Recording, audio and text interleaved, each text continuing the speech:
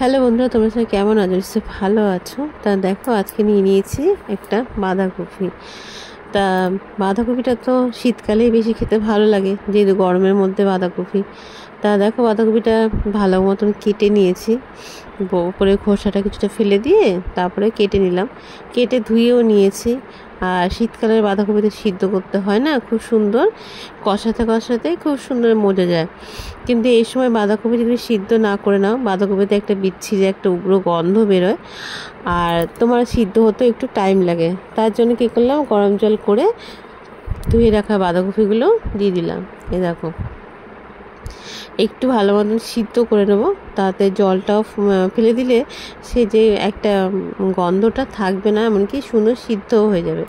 আর দেখো, আগের দিন রাত্রেবেলা আমি ছোলাগুলো ভিজিয়ে রেখেছিলাম, সেটাও ভালো করে ধুয়ে সেটাও বাঁধাকপির মধ্যে দিলাম, এমনকি বাঁধাকপি দিয়ে সেগুলো ঢাকা দিয়ে দিলাম যাতে খুব সুন্দর সিদ্ধ হয়ে যায়। আর আমি একটু দিয়ে দিলাম লবণটা দিলে সিদ্ধটা খুব সুন্দর হবে, বেশ সব জায়গায় পৌঁছেও যাবে। তার জন্য এ দেখো, আমি বেশ ভালোই 10 মিনিট মতন ভালো করে ফুটিয়ে নিলাম। তা দেখো, ছোলার একটা কালার বাঁধাকপিতে বেরিয়ে এসেছে। আর আমার দেখো, ছোলাটাও সিদ্ধ হয়ে গেছে, বাঁধাকপি তো আগেই সিদ্ধ হয়ে গেছে, ছোলাটাও সিদ্ধ হয়ে গেছে। আমি এবার একটা ঝুড়িতে নামিয়ে নিলাম জলটা ছেঁকে নেওয়ার জন্য। এবার বসিয়ে দিলাম কড়াই। তা কড়াইতে গরম করে নিলাম, ভালো করে দিয়ে দিলাম সর্ষের তেল। যে কোনো রান্নাতে আমি সর্ষের তেলটাই বেশি ব্যবহার করি, কারণ সর্ষের তেলের খাবার কিন্তু টেস্ট বেশি হয়, তার জন্য ভালো লাগে আর কি, বেশি হয় বলে ভালো লাগে তার জন্য।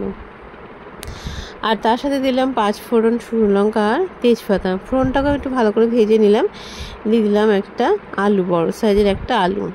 আর লঙ্কাটাকে দেখো আমি কুচিয়ে নিয়েছি, তাতে খুব সুন্দর মিশে যাবে সবজির সাথে, জানো তো, তার জন্য।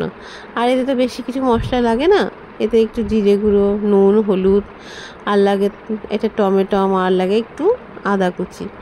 তা আলুটা একটু ভালো করে ভেজে নিলাম মশলার সাথে, তারপর দিয়ে দিলাম একটা টমেটোটা বেশ বড় সাইজের, এই দেখো, নিতে পারছ।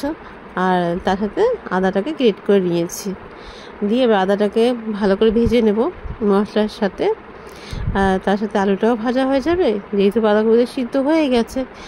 এই দেখো, বেশ মশলাটা ভালো করে কষিয়ে নিচ্ছি তেলের মধ্যে। খুব সুন্দর, এখানে জল দিলাম না, যেহেতু টমেটো আছে তার জন্য জলের দরকার হবে না।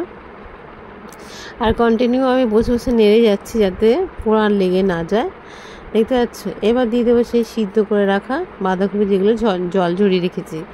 আর রান্নাতে আমি জল ব্যবহার করব না, কেন বলো তো, সিদ্ধ তো হয়ে গেছে। এবার খালি কষিয়েই যাব যতক্ষণ না বাঁধাকপিটা থেকে গা থেকে তেল ছেড়ে যায়, বুঝতে পারছো। আর ছোলাটা তো দেখতেই পারলে সিদ্ধ হয়ে গেছে। এবারে নাড়াচাড়া করতে করতেই খুব সুন্দর হয়ে যাবে। আর বাঁধাকপির রান্নাটা বলতে নেই, এরকমভাবে খুবই ভালো লাগে, যদিও তোমরা জানো, তাও আমি বললাম। আর দেখো, দেখতে পাচ্ছ আমি কন্টিনিউ একভাবে নাড়ছি, গ্যাসটা কিন্তু আমার হাই করাই আছে, যেহেতু আমি সামনে বসে আছি। আর একভাবে নাড়ছি, একভাবে নাড়াচাড়া করলে তো গ্যাসটা হাই করে দিয়ে রাখতেই হবে। এ দেখো, কন্টিনিউ একভাবে নেড়েই যাচ্ছি, কষিয়ে যাচ্ছি, দেখতে পাচ্ছ। টমেটোটাও আমার কেমন গলে গলে এসেছে, মানে সিদ্ধ হয়ে গেছে তার জন্য।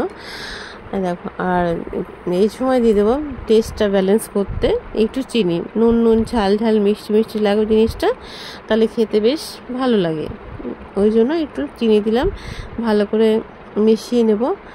আর এইসব জিনিসে যখন শীতকালে রান্না করা হয় তখন বেশ ধনেপাতা দিলে ভালো লাগে, কিন্তু এই সময়টা দেখবে একটু মানে গোটা গরম মশলা যদি বেটে দাও তাহলে খুব ভালো হয়।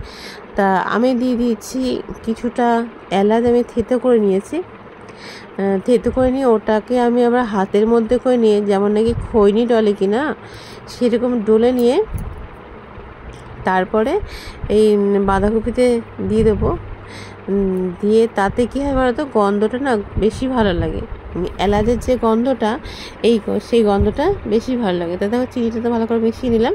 এবার সেই এলাচটা দিয়ে দিলাম, এলাচটা দিয়েও আমি ভালো করে এপাশ ওপাশ এপিট করে ভালো করে ভেজে নেব।